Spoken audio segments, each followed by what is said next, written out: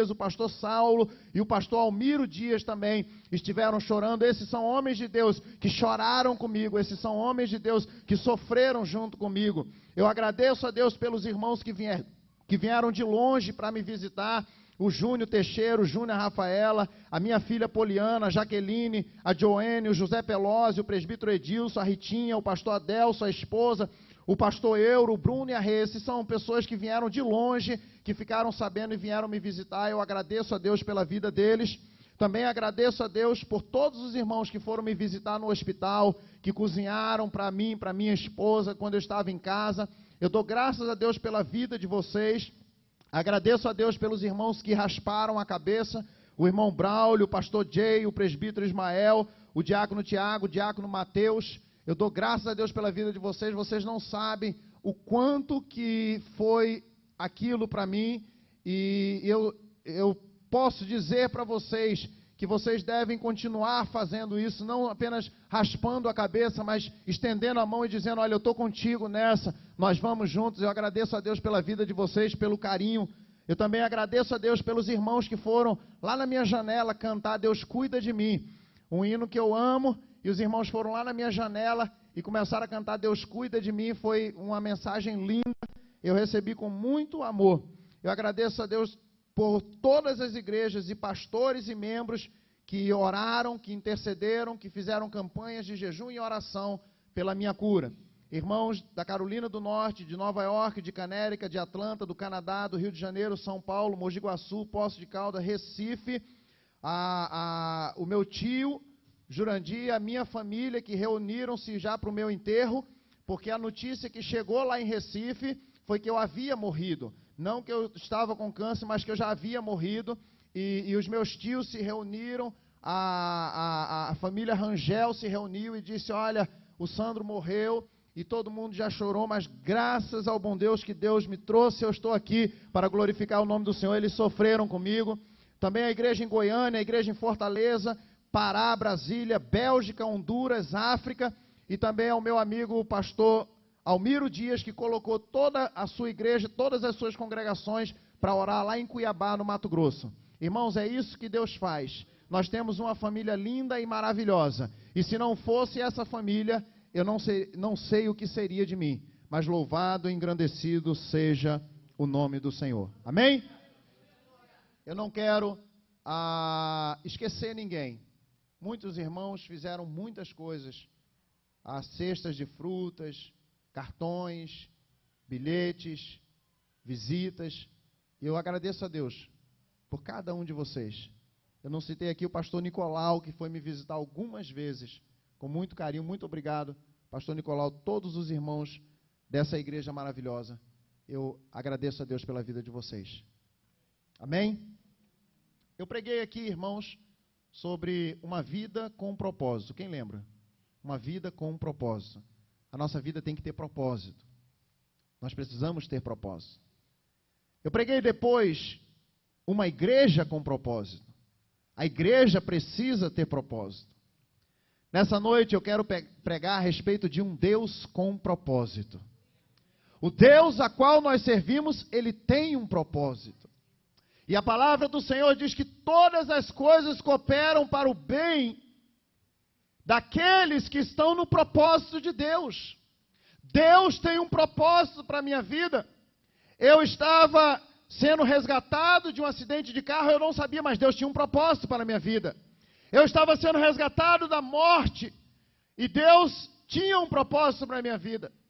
Eu estava perdido no baile funk, não sabia, mas Deus tinha um propósito para a minha vida. Agora preste atenção no que eu vou dizer, irmãos. Só eu posso atrapalhar o propósito de Deus para a minha vida. O diabo não pode atrapalhar o propósito de Deus para a minha vida. O inferno não pode atrapalhar o propósito de Deus para a minha vida. Mas eu tenho o poder dado por Deus para atrapalhar o propósito dele. Agora, se eu não atrapalhar o propósito de Deus, e se você não atrapalhar o propósito que Deus tem na sua vida, tudo que acontecer na sua vida vai ser para o seu bem. Tudo que acontecer na minha vida vai ser para o meu bem. Quando nós estamos no propósito de Deus, um câncer é para o bem. Quando nós estamos no propósito de Deus, uma lepra é para o bem. Quando nós estamos no propósito de Deus, um sofrimento é para o bem. Quando nós estamos no propósito de Deus, tudo que acontece é para o nosso bem, irmãos.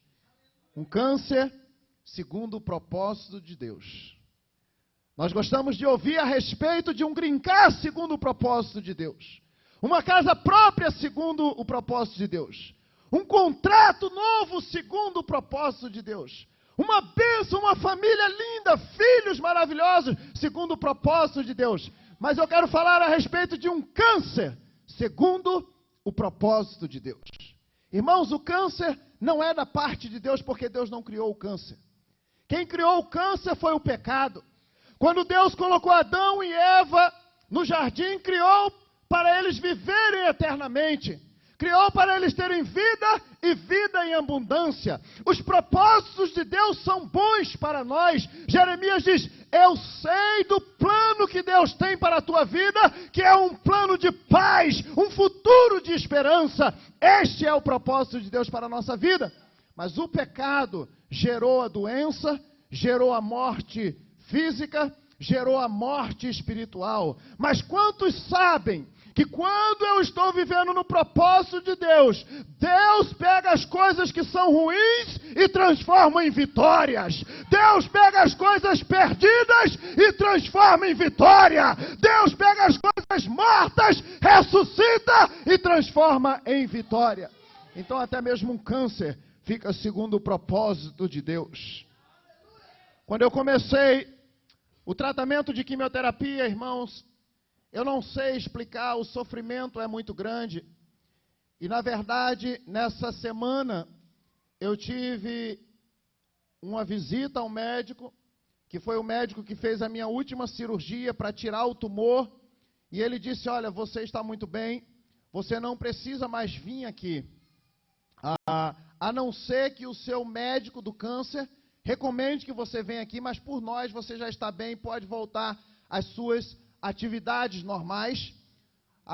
Talvez, ele falou isso essa semana, talvez o médico, o oncologista, recomende que você volte para a quimioterapia. Falei, que é isso, doutor? Ele falou assim, eu falei, mas peraí, por quê? Tem algum vestígio? Não, você não tem câncer. Eu estou vendo aqui, o câncer está curado, você não tem câncer. Mas talvez você volte para a quimioterapia. Irmãos, eu peço ao Senhor não precisar voltar mais para esse processo. Eu já aprendi o que Deus queria que eu aprendesse. E eu peço a Deus que não precise, porque é um processo muito doloroso, irmãos. É um remédio muito forte, aonde eu sentava no sofá da minha casa, 8 horas da manhã, 7 horas da manhã, e levantava às 10 horas da noite, 11 horas da noite e ia para a cama. No dia seguinte, não dormia, no dia seguinte, de noite, de manhã cedo, só descia e passava dias e dias no sofá e vomitando e não conseguia andar direito. Ligava para a enfermeira e falava, pelo amor de Deus, não é possível, tem 3 semanas que eu fiz a última quimioterapia, eu consigo ainda sentir o gosto desse remédio dentro de mim. Ela falou, é assim mesmo, você ainda vai passar muito mal. No dia que os jovens foram na minha casa, com a cabeça raspada, minha esposa pediu licença porque eu estava passando muito mal, minha filha chorava muito, eu estava muito fraco, não tinha forças, e eu fui tomar banho. Passei muito tempo onde a minha esposa que me dava banho, e nesse dia eu me encostei na parede, e com a água quente, e eu fiz uma oração a Deus, e a minha oração foi da seguinte maneira, Senhor, eu sei que esta doença não é para a morte, eu sei que essa doença é uma prova, que o Senhor quer que eu passe pela prova, e eu vou passar pela prova dando glória a Deus.